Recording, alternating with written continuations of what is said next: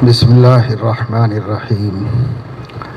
الحمد لله رب العالمين، والصلاة والسلام على أشرف الأنبياء وسادة الأتقياء وسيد المرسلين خاتم النبيين محمد وعلى آله وأهل بيته وصحبه أجمعين. أما بعد، فقد قال الله تبارك وتعالى: وَرَبُّكَ الْغَفُورُ ذُو الرَّحْمَةِ لَوْ يُؤَاخِذُهُم بِمَا كَسَبُوا لَعَجَّلَ لَهُمُ الْعَذَابَ بَل لَّهُم مَّوْعِدٌ لَّن يَجِدُوا مِن دُونِهِ مَوْئِلًا وَتِلْكَ الْقُرَىٰ أَهْلَكْنَاهُمْ لَمَّا ظَلَمُوا وَجَعَلْنَا لِمَهْلِكِهِم مَّوْعِدًا. صدق الله العظيم. قال النبي صلى الله عليه وسلم: لتأمرن بالمعروف ولتنهون عن المنكر أو ليوشكن الله عذابا من عنده أو كما قال عليه الصلاة والسلام.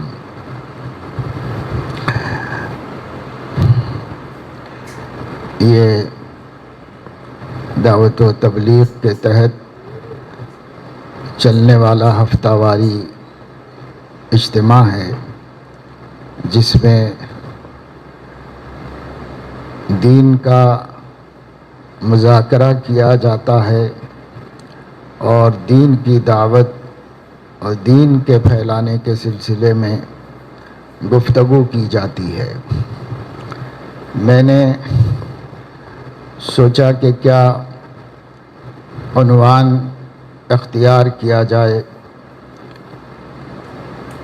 نماز کے بعد سامنے مسجد کی دیوار پر تختیوں پر جو آیتیں لکھی ہوئی ہے، سورہ کہف کی یہ آیت نظر میں آئی: وَرَبُّكَ الْغَفُورُ ذُو الرَّحْمَةِ لَوْ يُؤَاخِذُهُم بِمَا كَسَبُوا لَعَجَّلَ لَهُمُ الْعَذَابَ۔ یہی آیتیں میں نے آپ کے سامنے تلاوت کی ہیں۔ آپ جانتے ہیں کہ ہمارا دین آخری دین ہے، شریعت آخری شریعت ہے، کتاب آخری کتاب ہے، اور نبی آخری نبی ہے، اور امت بھی آخری امت ہے۔ حضرت صلی اللہ علیہ وسلم نے فرمایا: انا خاتم النبیین وانتم آخر الامم۔ میں آخری نبی ہوں، تم آخری امت ہو، اس لیے کہ امت بدلتی ہے نبی کے بدلنے سے۔ جب نبی بدلے گا نہیں تو امت بدلے گی نہیں۔ نبی پاک صلی اللہ علیہ وسلم کے آخری نبی ہونے اور اس دین کے آخری دین ہونے اور اس شریعت کے آخری شریعت ہونے کا لازمی نتیجہ یہ ہے کہ کوئی نبی، کوئی اللہ کی طرف سے رسول دنیا میں نہیں آئے گا۔ حضرت علیہ الصلاۃ والسلام نے فرمایا: ان النبوۃ والرسالۃ قد انقطعت فلا نبی بعدی ولا رسول۔ نبوت و رسالت وحی بند کر دی گئی ہے۔ نبوت و رسالت کا سلسلہ ڈسکنیکٹ ہو چکا ہے، اب باقی نہیں ہے آگے چلنے کے واسطے۔ انقطعت، ختم کر دیا گیا، کاٹ دیا گیا ہے سلسلہ اب نہیں چل سکتا آگے۔ تو کیا ہوگا؟ لا نبی بعدی ولا رسول، نہ میرے بعد کوئی نبی ہوگا، نہ میرے بعد کوئی رسول ہوگا۔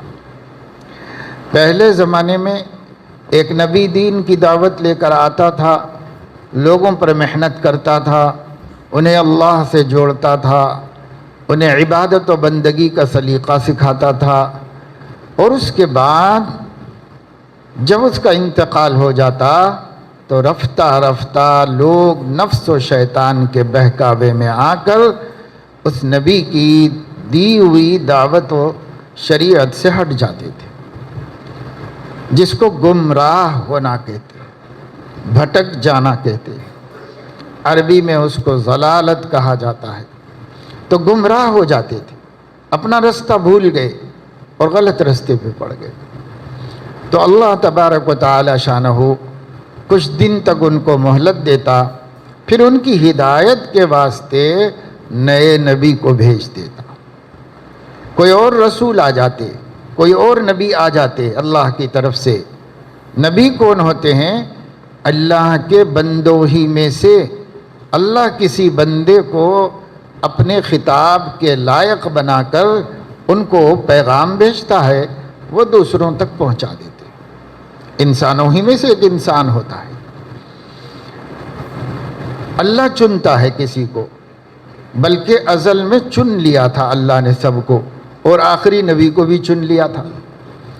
حدیث میں ہے کہ انا خاتم النبیین و آدم لمنجدل بین الماء والطین، میں اس وقت آخری نبی تجویز کر دیا گیا تھا جبکہ ابھی آدم پانی مٹی کے گارے ہی میں تھے، بنے بھی نہیں تھے پورے۔ اس وقت ہی اللہ نے مجھے خاتم النبیین طے کر دیا تھا کہ اس کی نسل میں فلاں شخص کو میں آخری نبی بناؤں گا۔ تو حضور علیہ الصلاۃ والسلام اپنے آخری نبی ہونے کے اعتبار سے، اپنے نبی ہونے کے اعتبار سے سب سے اول ہے، اور ظاہر ہونے کے اعتبار سے سب سے آخر ہے۔ اس لیے آپ نے فرمایا انا الاول و انا الحاشر، میں ہی سب سے پہلا ہوں، میں ہی سب سے آخری ہوں۔ اس کا مطلب یہ ہے کہ مجھے سب سے پہلے نبی بنایا گیا، چنا گیا کہ اس کو نبی بنانا ہے، اور بھیجا کب گیا؟ سب سے آخر میں بھیجا گیا۔ آپ صلی اللہ علیہ وسلم نے خبر دی کہ جب اللہ نے آدم علیہ السلام کو پیدا کیا، ان کا جسم بنا دیا مٹی کا، اس مجسمے میں اللہ نے روح ڈالی، اور ایک روح نہیں تھی وہ، ان سے لے کر قیامت تک پیدا ہونے والے ہر آدمی کی روح اس کے اندر تھی موجود، روح کا مجموعہ ڈال دیا تھا اللہ اس میں۔ پھر اللہ رب العزت نے حضرت آدم علیہ السلام کی پیٹھ پر ہاتھ رکھ کر کے، اپنا ہاتھ جیسا بھی ہے اللہ کا اس کی شان کے مطابق، وہ ہاتھ رکھ کر کے اٹھایا، تو جتنے لوگ قیامت تک پیدا ہونے والے اور ان میں روحیں ڈالی جانے والی ہیں، یہ سب کی سب روحیں اللہ کے سامنے ایک ساتھ آ گئی، نگاہوں کے سامنے۔ کیسے؟ جیسے کسی سینی میں، کسی تھال میں کچھ غلے کے دانے پڑے ہوئے ہوں، گیہوں کے دانے، چاول کے دانے، مٹھی بھر بڑی سینی میں ڈال دیے جائیں، پورے پھیل جاتے ہیں، اور آدمی جب دیکھتا ہے تو اس کی نظر سے ایک بھی نہیں چوکتا، سب اس کی نظر میں ہوتے ہیں، سب دکھائی دیتے ہیں اس کو۔ ایسے اللہ کو اربوں کھربوں انسانوں کی روحیں آنے واحد میں دکھ رہی تھیں، اور ہر روح اس انسان کے جسم کی شکل میں تھی۔ اللہ تعالیٰ نے ان روحوں کی پیشانیوں کو دیکھا، جو پیشانی سب سے زیادہ چمکدار تھی اس کو خاتم النبیین بنانے کے لیے چن لیا اللہ رب العزت۔ پھر اس کے بعد دوبارہ نظر ڈالی تو 1,24,000 صحابہ کو نبی کا صحابی بنانے کے لیے چن لیا اللہ تعالیٰ نے۔ پھر سب نبیوں کا انتخاب ہوتا رہا۔ تو حضور علیہ الصلاۃ والسلام کو آخر میں مبعوث کرنا اس لیے تھا کہ اصلی نبوت انہی کو دی گئی، اور جو کامل دین اللہ دینا چاہتے تھے اس کو اللہ تعالیٰ نے ایڈیشن بنا کر کے ہلکا والا، پھر اس سے بھاری، پھر اس سے بھاری، پھر اس سے بھاری دین اللہ بڑھاتے رہے۔ ہر چیز، ایمان میں اضافہ، عبادت میں اضافہ، اور اعمال میں اضافہ، احکام میں اضافہ، ہر چیز میں اضافہ کرتے لائے، آدم علیہ السلام سے عیسیٰ علیہ السلام تک۔ جب اللہ تعالیٰ کو ایک فائنل ایڈیشن، آخری دین، کامل دین، مکمل مذہب، مکمل بندگی دینے کا ارادہ ہوا تو آخری نبی کو مبعوث فرما دیا۔ تو اصل نبوت حضور علیہ الصلاۃ والسلام کی ہے، اور باقی سب نبی ان کی نبوت کے آفتاب سے روشنی لے کر دنیا کو روشنی دیتے رہے۔ آخری نبی جب آ گیا تو کسی نبی کی ضرورت باقی نہیں رہتی، اس لیے کہ کامل دین لے کے اللہ اپنے بندوں کو جو سب سے زیادہ باکمال دین دینا چاہتا تھا، سب سے اعلیٰ اخلاق دینا چاہتا تھا، سب سے اعلیٰ اعمال دینا چاہتا تھا، اللہ کو جو منظور تھا آخری، وہ حضور علیہ السلام لے کر آئے۔ تو اب ضرورت کیا رہی؟ پھر پیچھے جانا پڑے گا، اس لیے اب پیچھے نہیں جانا ہے، اسی پہ ختم کر دینا ہے۔ مختصر الفاظ میں کہنے والے نے بہت سہل ممتنع، بہت کامل بات کہہ دی ہے، مختصر الفاظ میں، سادے الفاظ میں مکمل بات کہہ دی ہے۔ صورت تیری معیار کمالات بنا کر دانستہ مصور نے قلم توڑ دیا ہے۔ اللہ کو اب اس سے اچھا کوئی ماڈل دینا ہی نہیں تھا، اس لیے اللہ نے اس کو لاسٹ کر دیا، فائنل کر دیا، اب نہیں کسی کو بھیجوں گا۔ اب حضور علیہ الصلاۃ والسلام آ گئے، صورت کے اعتبار سے بے مثال، سیرت کے اعتبار سے بے مثال، عادتوں کے اعتبار سے بے مثال، ہر چیز میں انسانیت کی سب سے آخری اور سب سے کامل شکل بنا کر ہمارے آقا کو اللہ نے مبعوث فرمایا۔ اب جب وہ آ گئے تو قیامت تک سب کو ان کے ہی دین کا پابند کر دیا گیا۔ عقیدہ بناؤ انہی کا عقیدہ، عبادت کرو انہی کی جیسی عبادت، معاملات انہی کے جیسے معاملات، معاشرت ان کی جیسی معاشرت، اخلاق ان کے جیسے اخلاق، ہر چیز انہی کی چلے گی، قیامت تک کوئی دوسرا دین نہیں چلے گا۔ وَمَن يَبْتَغِ غَيْرَ الْإِسْلَامِ دِينًا فَلَن يُقْبَلَ مِنْهُ، محمد صلی اللہ علیہ وسلم کے لائے ہوئے دین سے ہٹ کر اگر کوئی دین بنائے گا تو اللہ اس کو قبول نہیں کرے گا، چاہے پچھلے آسمانی دین ہی کیوں نہ ہو، تب بھی اللہ اس کو قبول نہیں کرے گا۔ کچھ یہودی مسلمان ہوئے تھے، بہت تھوڑے مسلمان ہوئے، یہودی ہر زمانے میں چند انگلیوں پر گننے کے اتنے یہودی مسلمان ہوئے، بہت کم یہودیوں کو توفیق ہوئی۔ نصارہ کو، عیسائیوں کو بہت توفیق ہوئی مسلمان ہونے کی، مشرکین کو توفیق ہوئی، کافروں کو توفیق ہوئی، لیکن یہودیوں میں بہت تھوڑے لوگ خوش نصیب تھے۔ مدینے میں بھی چند یہودی مسلمان ہوئے تھے، حضرت عبداللہ ابن سلام وغیرہ، یہ سابق میں یہودی تھے اور مسلمان ہوئے تھے، مٹھی بھر لوگ تھے لیکن پکے مسلمان تھے، سچے مسلمان تھے۔ ایک مرتبہ ان لوگوں نے بیٹھ کر آپس میں بات کی کہ بھئی ہم لوگوں کو اللہ نے تورات دی تھی، ہم پہلے تورات پہ عمل کرتے تھے، اب قرآن مجید دیا ہے، اب قرآن مجید پہ عمل کرتے ہیں، تورات بھی تو اللہ ہی کی کتاب ہے، تو کیوں نہ ہم ایسا کریں کہ جتنی چیزوں کو قرآن میں حرام کیا گیا ہے وہ تو ہم چھوڑ چکے ہیں، چھوڑ دیے ہیں، کبھی نہیں کریں گے، جو چیزیں تورات میں ہم پر حرام کی گئی تھی اسے بھی چھوڑ دیں تاکہ زیادہ مجاہدہ ہو اور خوب اجر ملے ہم کو۔ اچھی نیت تھی، اچھی نیت سے اس پر عمل کیا انہوں نے، تو اللہ تعالیٰ نے وحی نازل فرمائی اور فرمایا قل من حرم زینۃ اللہ التی اخرج لعبادہ والطیبات من الرزق قل ہی للذین آمنوا فی الحیاۃ الدنیا خالصۃ یوم القیامہ۔ آپ پوچھئے یہودیوں سے، ان مسلمانوں سے، کہ اللہ نے جو پاکیزہ چیزیں تم کو دی ہیں تم پر کس نے حرام کیا ہے؟ اللہ نے تو پچھلی کتاب میں حرام کیا تھا، اس کتاب میں تو نہیں کیا، اس لیے پچھلی والی پہ اب عمل نہیں کیا جائے گا۔ اب تورات کے احکام پر عمل کرنا دین نہیں ہے، تقویٰ نہیں ہے، پرہیزگاری نہیں ہے، اب صرف قرآن پر عمل کرنا یہ دین ہے، یہ تقویٰ ہے، یہ ایمان ہے، یہ پرہیزگاری ہے۔ چنانچہ ان صحابہ نے اپنی غلطی سے توبہ کی اور ایسا کرنا چھوڑ دیا، تو پتہ چلا کہ خاتم النبیین کا دین ہی چلے گا، اسی سے نجات ملے گی، اسی میں کامیابی ملے گی، اس سے ہٹ کر قیامت تک کوئی بھی کلمہ پڑھنے والا ایسا نہیں ہے جس کی نجات کسی اور ذریعے سے ہو سکتی ہے، کسی اور ذریعے سے نہیں ہو سکتی۔ اس لیے میرے عزیزو، یہ دین آخری دین ہے، واحد دین ہے، کامل دین ہے، اور ایسا پیارا دین ہے کہ ہمیں ہماری زندگی کا کوئی پرابلم ایسا نہیں جسے قرآن و سنت نے حل نہ کر دیا ہو۔ کامل دین ہے، آپ کو کوئی مسئلہ پیچیدہ اس دور میں پیش آ جائے اور اس کا حل کتاب و سنت میں نہ ہو، یہ ناممکن ہے، امپاسبل ہے۔ ضروری ہے کہ قرآن حدیث میں، یعنی قرآن و سنت میں ہمارے لیے حل ہونا چاہیے اس کا۔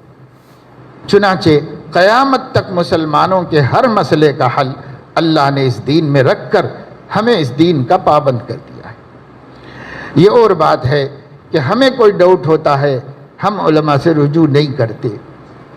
ہمارے سامنے ہمارا ساتھی کوئی ایسی بات کہتا ہے جس سے ہمیں شک پیدا ہوتا ہے، شبہ پیدا ہوتا ہے، ہم اس شک شبے کو فوراً ختم کرنے کی فکر نہیں کرتے، تو رفتہ رفتہ وہ ایک پھوڑا بن جاتا ہے جو ہمارے دین کو خراب کر دیتا ہے۔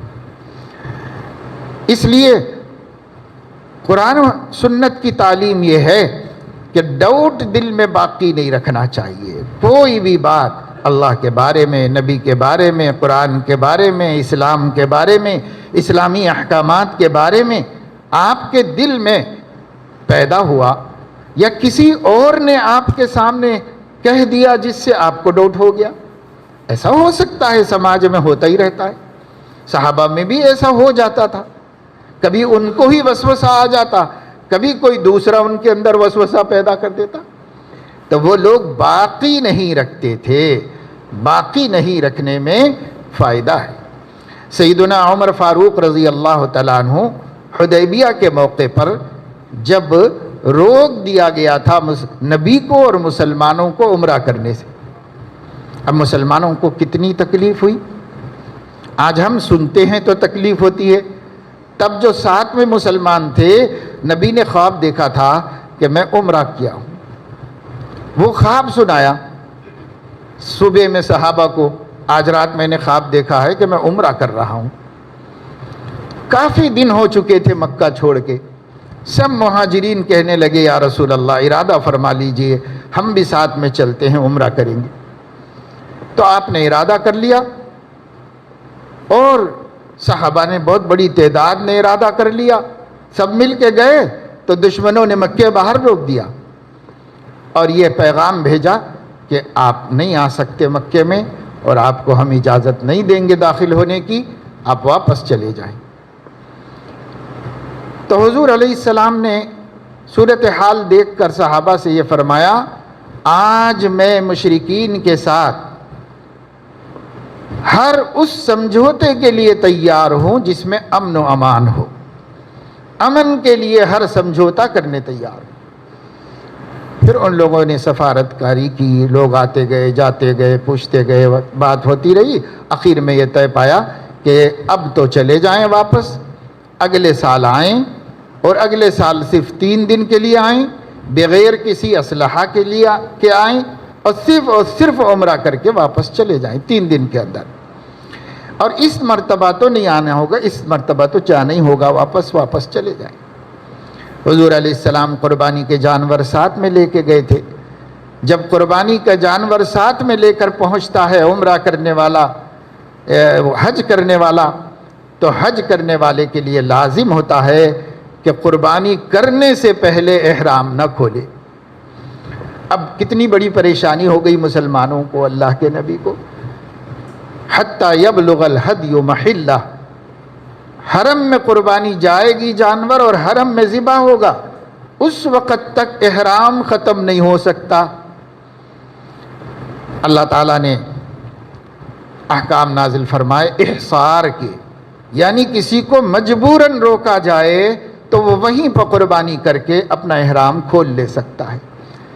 چنانچہ حضور علیہ السلام نے معاہدہ تسلیم کر لیا اور 10 سال کے لیے امن کا معاہدہ ہوا، اور اس بیچ میں اس سال واپس جائیں گے، اگلے سال آئیں گے، یہ بھی مان لیا حضور صلی اللہ علیہ وسلم نے۔ یہ کہا گیا کہ اگر کوئی مکے سے مسلمان ہو کر مدینہ جائے تو اسے واپس کر دیا جائے گا، اور اگر کوئی مسلمان مدینے سے بھاگ کے مکہ آ جائے تو ہم واپس نہیں کریں گے۔ ہر جو اس میں دفعہ تھی سب ظالمانہ تھی، لیکن حضور نے کسی مصلحت سے قبول کر لیا۔ میں آپ کو ڈاؤٹ والی بات بتا رہا تھا کہ حضرت عمر کے دل میں یہ خیال آیا کہ جب سچا دین ہے تو یہ دبنے کی کیا ضرورت ہے، جان دے دیں گے، قربان کر دیں گے نبی کے واسطے، لڑیں گے اور لے جائیں گے اور عمرہ کرائیں گے۔ کون ہوتے ہیں مکے والے ہمارے نبی کو روکنے والے؟ ان کی کیا حیثیت ہے؟ امیر المومنین عمر فاروق کا ایمان، ان کا جذبہ، ان کا یقین، وہ جوش میں آ گئے۔ انہوں نے جا کر حضور علیہ السلام سے پوچھا کہ کیا اسی کا نام فتح ہے؟ اللہ نے تو فرمایا تھا کہ آپ کو فتح مبین دیں گے، کیا اسی کا نام فتح ہے کہ نامراد اپنا منہ لے کے واپس ہو رہا ہے اللہ کا نبی؟ اسی کو فتح کہتے ہیں؟ حضور علیہ السلام نے مختصر جواب دیا، اسی کو فتح کہتے ہیں۔ تو پھر ان کو اطمینان نہیں ہوا، حضرت ابو بکر کے پاس گئے، حضرت ابو بکر سے کہنے لگے کہ ابو بکر ہم مسلمان نہیں ہیں۔ مسلمان؟ ہمارا نبی سچا نبی نہیں ہے؟ بالکل سچا نبی۔ ہمارا اللہ موجود نہیں ہے؟ برابر موجود ہے۔ پھر یہ کیا ہو رہا ہے سب؟ تو کہا کہ یہی سب ٹھیک ہو رہا ہے، یہی فتح ہے، یہی کامیابی۔ جو نبی کا خیال وہ صدیق کا خیال، ہر جگہ دیکھو، جہاں بھی دیکھو، جو نبی کا خیال ہے غائبانہ بھی صدیق کا وہی خیال۔ انہوں نے بھی یہی جواب دیا۔ حضرت عمر مطمئن ہو گئے، اگر ڈاؤٹ کلیئر نہ کر لیتے تو یہ وسوسہ کفر تک پہنچا سکتا تھا۔ ایک دن باغی ہو جائے، چلو یہ نبی کیا ہے بھائی، نبی جیت ہی نہیں سکا، نبی تو ہار گیا، اللہ نے مدد ہی نہیں کی، تو ایسا خدا کیا ہے جس کی ہم بندگی کریں؟ بات یہاں تک پہنچ جاتی اور ایمان سے محروم ہو جاتی۔ اس لیے وہیں صاف کر لی بات۔ جب دل مطمئن ہو گیا، قصہ ختم ہو گیا، سب کے ساتھ ہو گئے، ان کی بھی یہی رائے ہو گئی کہ ہاں یہی فتح ہے، اسی کو کامیابی کہتے ہیں، ان کی بھی رائے ہو گئی۔ اس لیے میرے دوستو عزیزو، نوجوانوں، خاص طور سے جو باتیں ہمارے دین، ہمارے نبی، ہماری شریعت، ہماری کتاب کے بارے میں کوئی کہتا ہے یا ہمارے دل میں اپنی طرف سے اچانک کوئی بات آتی، باقی مت رکھو۔ کسی اچھا دین کا علم رکھنے والے جید عالم دین کے پاس جاؤ، جو ڈاؤٹ کلیئر کر سکے، کرا لو، یہ فتنہ ختم ہی ہو جائے، یہ پھنسی یہیں پر مٹ جائے، نہیں تو پھوڑا بنے گی، ناسور بنے گی اور ہمارے دین کا سودا کرا دے گی۔ تو بہرحال صحابہ کرام حضور علیہ السلام کو آخری نبی مان چکے، ساری امت مان چکی، اب کوئی نبی نہیں آنے والا ہے۔ اس کا ایک اثر یہ بھی ہوا کہ جب نبی نہیں آنے والا تو دین تو کمزور ہوگا، جب نبی نہیں رہے گا تو دین کمزور ہوگا۔ ہم کیا جانیں، حضرت علی رضی اللہ تعالیٰ عنہ فرماتے ہیں، ابھی ہم حضور علیہ السلام کی تدفین کے بعد اپنے ہاتھوں سے مٹی جھاڑ بھی نہیں سکے تھے کہ اپنے ایمانوں کو کمزور ہوتا ہوا محسوس کیا۔ تو وہاں سے جو کمزوری کا سلسلہ شروع ہوا، تو اب 1444 سال، 34 سال، 10 سال پہلے سے کیلنڈر چل رہا ہے، تو 1434 سال میں ایمان کا ضعف اور ایمان کی کمزوری کہاں تک پہنچے گی؟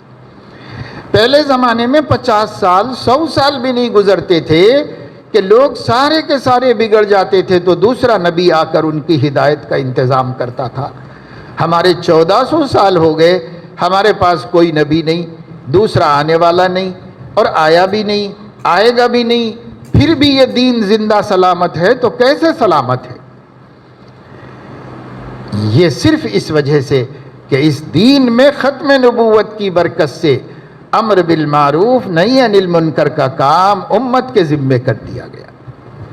پوری امت ذمہ دار ہے، جو کام نبی کا تھا وہ سب کو کرنا ہے۔ پوری امت، ہر کلمہ پڑھنے والا ذمہ دار ہے۔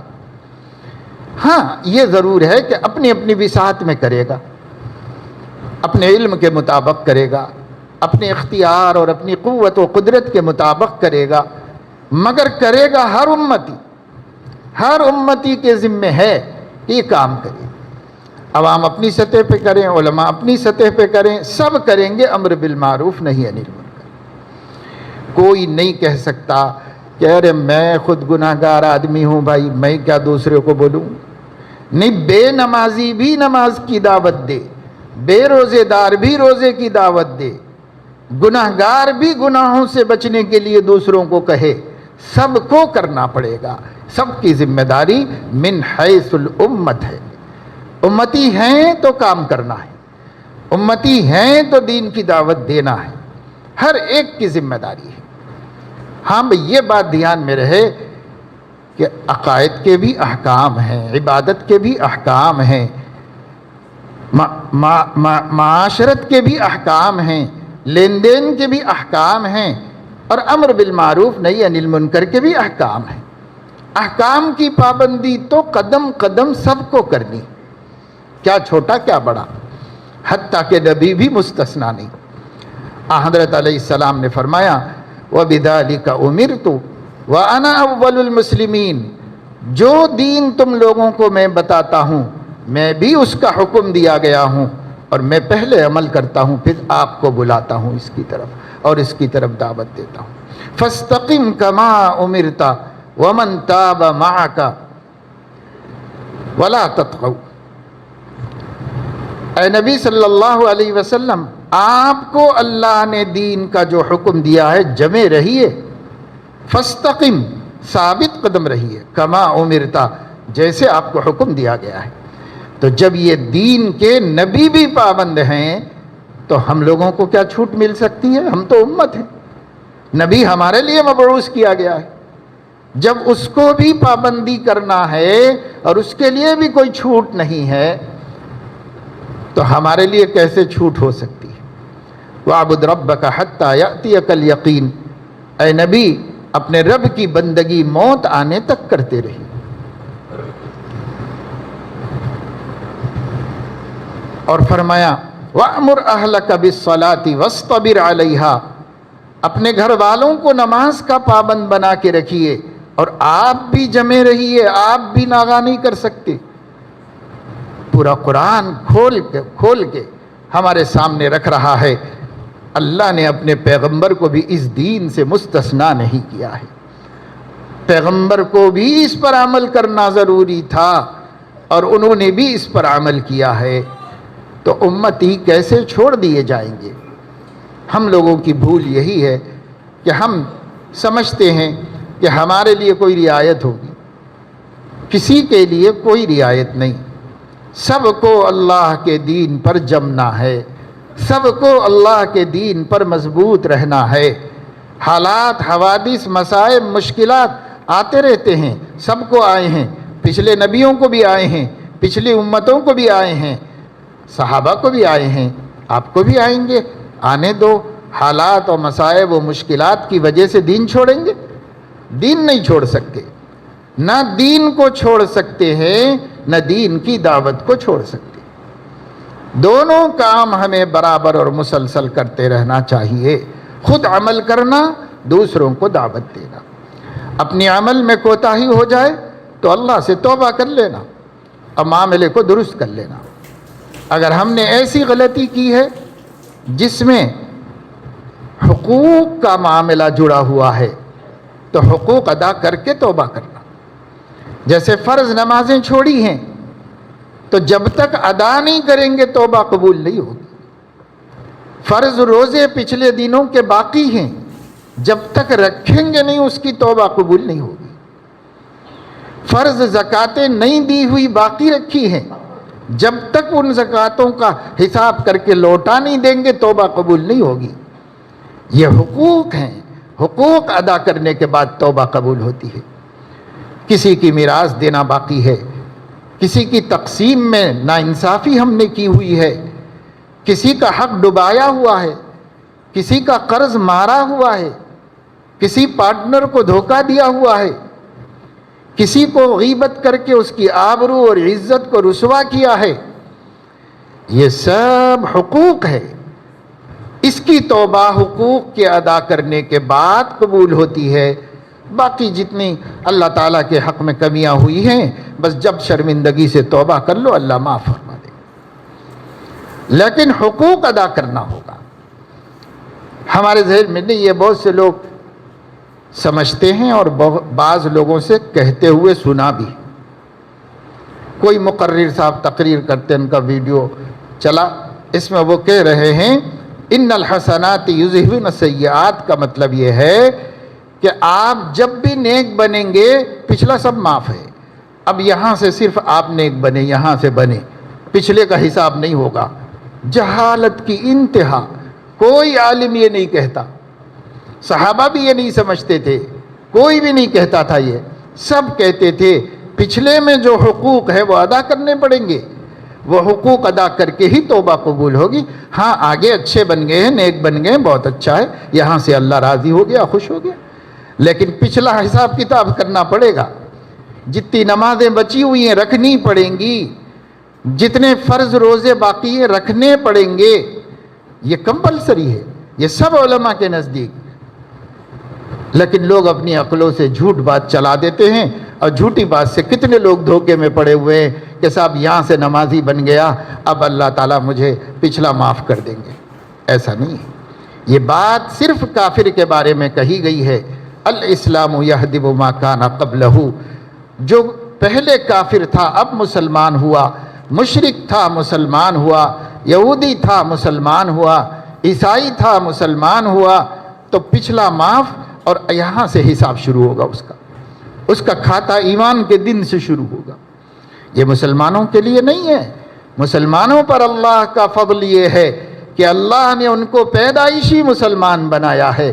اللہ کا احسان یہ ہے کہ جب شعور آیا تو ایمان والے تھے، ان کو حق نہیں ہے کہ وہ اللہ تعالیٰ کا شعور کے بعد سے کوئی حق باقی رکھے، اس کا حق ان کو نہیں ہے، اس لیے ہمیں یہ حقوق بھی ادا کرنا ہے۔ دینداری یہ بھی ہے کہ اپنا پچھلا حساب بھی اللہ کا درست کرنا شروع کر دو، اور آگے بھی صحیح ہو جاؤ اور پیچھے سے بھی صحیح کرتے ہوئے آؤ، یہ دینداری ہے۔ ہاں اگر ہماری درمیان میں موت ہو گئی تو اللہ تعالیٰ صاحب حق کو راضی کر لے گا۔ اگر ہم درمیان میں مر گئے، اور اگر اللہ نے زندگی دی، ہم نے سب کچھ صاف کر لیا، کلیئر کر لیا، تو انبیاء، صدیقین، شہداء و صالحین کے زمرے میں شامل ہو جائیں گے۔ قیامت کی عزت ہوگی، قیامت کا اللہ تعالیٰ ہمیں بہت بڑا مقام دے گا۔ اس لیے میرے دوستو، اس آیت شریفہ میں سورہ کہف کے اللہ فرما رہے ہیں وَرَبُّكَ الْغَفُورُ ذُو الرَّحْمَةِ، آپ کا پروردگار اے نبی صلی اللہ علیہ وسلم بہت بخشنے والا ہے، صاحب رحمت ہے۔ غفور بہت زیادہ بخشنے والے کو کہتے ہیں، غفار بھی بخشنے والے کو کہتے ہیں، غافر بھی بخشنے والے کو کہتے ہیں، لیکن غفور یہ مبالغے کا صیغہ ہے، بہت زیادہ بخشنے والا۔ وَرَبُّكَ الْغَفُورُ، آپ کا پروردگار الغفور ہے، بہت بخشتا ہے، بہت معاف کرتا ہے۔ ذو الرحمہ، چونکہ رحمت والا ہے اس وجہ سے بخشنے میں پیچھے نہیں ہٹتا۔ جس کو رحم ہوتا ہے وہ بہت معاف کرتا ہے، بار بار معاف کرتا ہے، رحم کی وجہ سے کر دیتا ہے۔ جب اللہ ذو الرحمہ ہے، بڑی رحمت والا ہے، تو خوب معاف کرے گا اللہ تعالیٰ۔ اور فرمایا اللہ رب العزت نے، اگر اللہ بات بات پر پکڑ کرنے والا ہوتا، اگر اللہ ہر گستاخی پر زبان کھینچ لینے والا ہوتا، اگر اللہ تعالیٰ ہر بدنگاہی پر آنکھ پھوڑ دینے والا ہوتا، اگر اللہ تعالیٰ ہر گناہ کی فوری سزا دینے والا ہو، لو یؤاخذہم بما کسبوا لعجل لہم العذاب، فوری پکڑ کرنے والا ہوتا، ذو رحمت نہ ہوتا تو بس فوراً عذاب آ جاتا، فوراً عذاب آ جاتا، فوراً عذاب آ جاتا۔ لیکن چونکہ وہ رحمت والا ہے اس لیے فوری پکڑ نہیں کر رہا ہے۔ اللہ تعالیٰ فوری پکڑ نہیں کر رہے ہیں تو ہم یہ سمجھ رہے ہیں کہ اللہ ہم کو پکڑ نہیں سکتا، یہ سمجھنے کی غلطی میں مبتلا ہیں، پھر وہی نافرمانی کر رہے ہیں، پھر اللہ نہیں پکڑا اور کر رہے ہیں اور کر رہے ہیں اور کر رہے ہیں، اور سمجھ رہے ہیں کون ہے اللہ، کوئی پکڑ ہی نہیں رہا ہم کو، کوئی سزا ہی نہیں دے رہا ہم کو، لہذا کرو، خوب کرو، جی بھر کرو گناہ۔ یہ دھوکہ ہو گیا۔ اللہ فرما رہے ہیں دھوکے میں مت رہو، میں کر سکتا تھا پکڑ تمہاری، لیکن فوری نہیں کرتا، مہلت دیتا ہوں، اور ایک دن مقرر کیا ہوں پکڑنے کا۔ بل لہم موعد لن یجدوا من دونہ موئلا، میں نے ایک ٹائم مقرر کر دیا ہے، تب تک مہلت ہے، مہلت ہے، مہلت ہے، مہلت ہے۔ وَتِلْكَ الْقُرَىٰ أَهْلَكْنَاهُمْ، اور تاریخ پڑھو قرآن کی روشنی میں، یہ بستی والے ہیں جن کو ہم نے ہلاک کر دیا، مثلا عاد والے، سمود والے، قوم شعیب، قوم نوح، اور جتنی قومیں ماضی میں گزری ہیں۔ تِلْكَ الْقُرَىٰ أَهْلَكْنَاهُمْ، تِلْكَ أَهْلُ الْقُرَىٰ أَهْلَكْنَاهُمْ، یہ بستیاں والے جن کو ہم نے ہلاک کر دیا ہے اپنے غضب سے، اپنے عذاب سے۔ اللہ تعالیٰ فرما رہے ہیں ان کا بھی ہم نے ٹائم مقرر کیا تھا، ٹائم مقرر کرنے سے پہلے ان کو بھی مہلت دی ہے ہم، ایسے ہی تم لوگوں کو بھی مہلت دی گئی ہے۔ تو تم قرآن کے مخاطبین بھی اللہ تعالیٰ کو اس دن کے آنے کا انتظار مت کرو جو دن اس نے عذاب دینے کے لیے طے کر دیا ہے، اس سے پہلے پہلے بندے بن جائیں تو اللہ اپنے عذاب سے محفوظ کر لے گا، بچا لے گا اپنے عذاب سے، کیونکہ ذو رحمت ہے اور واسع المغفرت ہے، بہت بخشنے والا ہے اللہ تعالیٰ۔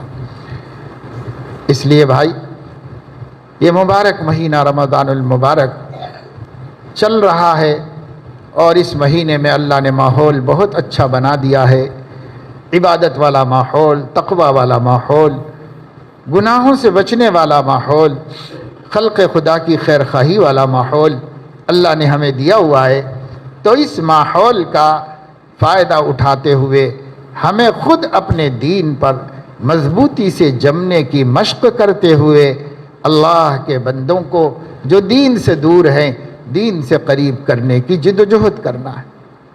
بے نمازی نمازی ہو جائے، شرابی شراب چھوڑ دے، ظالم ظلم سے باز آ جائے، روزہ نہیں رکھنے والا روزہ رکھنا شروع کر دے، قرآن نہیں پڑھنے والا قرآن کی تلاوت کرنے لگے، حرام کاروبار کرنے والا جائز اور حلال پیشہ اختیار کر لے۔ یہ سب ہماری ذمہ داری ہے۔ ہم اپنے رشتہ داروں، دوستوں، ساتھیوں، پڑوسیوں سب پر نظر رکھ کر ان لوگوں کی عزت و آبرو کی حفاظت کرتے ہوئے حکمت عملی کے ساتھ ان کو جو نیکی سے محروم ہے اس نیکی پہ لانا، اور جس گناہ میں مبتلا ہے اس گناہ سے بچانا۔ ہمارے دل میں ٹیس ہونا، ہمارے اندر ایک فکر ہونا، ہم تدبیریں سوچنا، ہم غور کرتے رہنا، یہ بندہ کیسے صحیح ہو سکتا ہے، اس بندے کو میں اللہ تعالیٰ نے جیسے مجھے اچھی توفیق دی ہے اس کو کس اچھی توفیق پہ کیسے لاؤں، لانے کے لیے مجھے کیا کرنا ہوگا، اس کا مزاج کیسا ہے، اس سے کب بات کرنی مناسب ہے، اور کب اس کو کہوں، کیسے کہوں تو ڈھیلا پڑے گا، تھوڑا دل نرم ہوگا، تدبیریں سوچنی پڑیں گی۔ اپنی غرض ہوتی ہے تو ہم کرتے ہی ہیں، کسی سے پیسے وصول ہونا ہے تو کیا کیا تدبیریں نہیں سوچ کے مشورے کر کے وصول کرنے کی فکر کرتے ہیں۔ یہ بھی ایک حق ہے ہمارے بھائی کا، ہم اس حق کو ادا کرنے کی فکریں کریں، سوچیں، تدبیر کریں، ساتھیوں سے مشورہ کریں، بس اس بات کا خیال رکھیں کہ اس کو بے آبرو نہ کریں، بس کیونکہ مومن کی عزت کعبۃ اللہ کی عزت سے بھی بڑھ کر ہے، اس لیے کسی کو بے آبرو نہ کرے، کوئی اچھا مناسب طریقہ اختیار کر لے جس میں آدمی محسوس کرتا ہے کہ صاحب سامنے والے نے میری عزت کا بڑا خیال کیا، تو وہ خود ہی ڈھیلا پڑ جاتا ہے، اب بات سمجھتا ہے، قبول کر لیتا ہے، ہاں بھائی بات تو صحیح ہے مگر کیا کروں میرے سے ہو نہیں رہا ہے، ٹھیک ہے ہمت کرو، کوشش کرو، پہلے ہی دن اس کو متقی بنانے اور گناہ چھڑا دینے کا ارادہ مت کرو، مان تو لے، پہلے مرحلے میں مان لے گا یہ بھی بڑی کامیابی، اس کے بعد پھر کبھی کبھی پھر سے ٹچ کریں، پھر ٹچ کریں، پھر ٹچ کریں، انشاءاللہ ایمان ایسی دولت ہے ہر مومن کے سینے میں کہ وہ حق قبول کرنے پر اس کو مجبور کرے گا۔ ایک دن آئے گا تب وہ حق قبول کرے گا۔ انتظار مت کرو کہ کب کرے گا، کوشش جاری رکھنا۔ کب ہوگا نتیجہ، اس کا انتظار نہیں ہے، کبھی ہو جائے بھائی۔ اللہ تعالیٰ موت سے پہلے بھی توفیق دے دے، مرنے سے پہلے کہہ دے اللہ پاک بہت لوگوں نے سمجھایا مگر میں نہیں مانا، مگر اب میں توبہ کرتا ہوں، معافی چاہتا ہوں، تو بھی ہماری جیت ہو گئی، ہماری کوشش کامیاب ہو گئی۔ اور اگر پہلے ہی قبول کر لے تو ماشاءاللہ ہماری آنکھیں بھی ٹھنڈی ہوں گی، ہم بھی دیکھ لیں گے کہ صاحب محنت کرنے سے ہمارا ایک بھائی نیک بن گیا، ہمارا ایک بھائی نمازی بن گیا، ہمارا ایک دوست متقی بن گیا۔ تو یہ فکر سب کو کرنی ہے۔ اس واسطے جب بھی ہم جو لوگ نہیں کر رہے ہیں کام، وہ سب اسی وجہ سے نہیں کر رہے ہیں، وہ یہ سمجھ کے بیٹھے ہوئے ہیں کہ بھائی ہم سے ہی نہیں ہو رہا اپنا کام، اب دوسرے کا کیا کرے، یہ سمجھ کے بیٹھے ہوئے۔ جو لوگ کام نہیں کر رہے ہیں وہ اس غلط فہمی میں مبتلا ہیں کہ یہ ہمارا کام نہیں ہے، کسی تحریک کا کام ہے۔ بعض کاموں کو لوگوں نے علماء پہ ڈال دیا ہے، ہمارا کام نہیں ہے، علماء کا کام ہے۔ بعض دفعے لوگ کہتے ہیں ہمارا کام نہیں ہے بھئی، یہ تبلیغ والوں کا کام ہے، یہ ہمارا کام نہیں ہے، فلاں جماعت کا کام ہے۔ اب سب کا کام ہے اپنے اپنے دائرے میں، اپنے اپنے حدود میں۔ جو دعوت و تبلیغ علماء کے ذمے ہے وہ علماء کریں گے، جو دعوت و تبلیغ عوام کے ذمے ہے وہ عوام کرے گی۔ عوام کس چیز کی دعوت دے گی؟ قطعیات دین کی دعوت دے گی، یعنی جو چیز میں کوئی اختلاف نہیں، سیدھی سیدھی کلیئر فرائض ہے، جیسے نماز پڑھنا فرض ہے، روزہ رکھنا فرض ہے، اس کی دعوت ہر ایک کو دے گا۔ زنا کرنا حرام ہے، غیبت کرنا حرام ہے، جھوٹ بولنا حرام ہے، حرام آمدنی لانا حرام ہے، اس میں کوئی بات نہیں، اختلاف ہے۔ بہت مسائل معلوم ہونے کی بھی ضرورت نہیں، مسائل مت بتائیے، لیکن یہ حرام کام سے چھڑانے کی فکر تو کیجیے، اس ناجائز کام سے بچانے کی فکر کرے۔ تو علماء جزیات کے ساتھ دین کی دعوت دیتے ہیں اور عوام کو کلیات میں دین کی دعوت دینا ہے، اور سب کو کرنا ہے، کوئی اس سے مستثنا نہیں، اور اس کا کوئی خاص طریقہ بھی نہیں۔ جو سہولت کے ساتھ اللہ رب العزت میسر کر دے، اللہ کو منہ دکھانا ہے، جواب دینا ہے، اس لیے کام کرتے رہنا چاہیے آدمی کو۔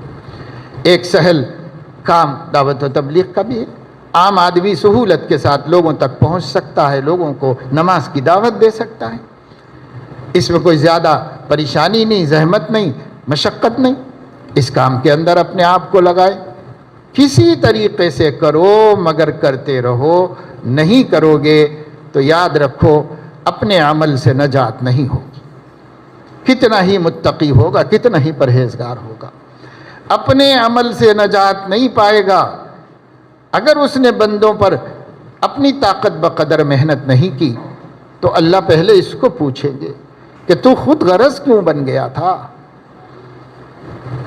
تو نے میری طرح اور میرے نبی کی طرح دوسروں کی خیر خواہی کو اپنا فرض کیوں نہیں سمجھا تھا۔ اللہ اس کو پوچھیں گے، مجھے بھی جواب دینا، آپ کو بھی جواب دینا، ہر ایک کو دینا ہے۔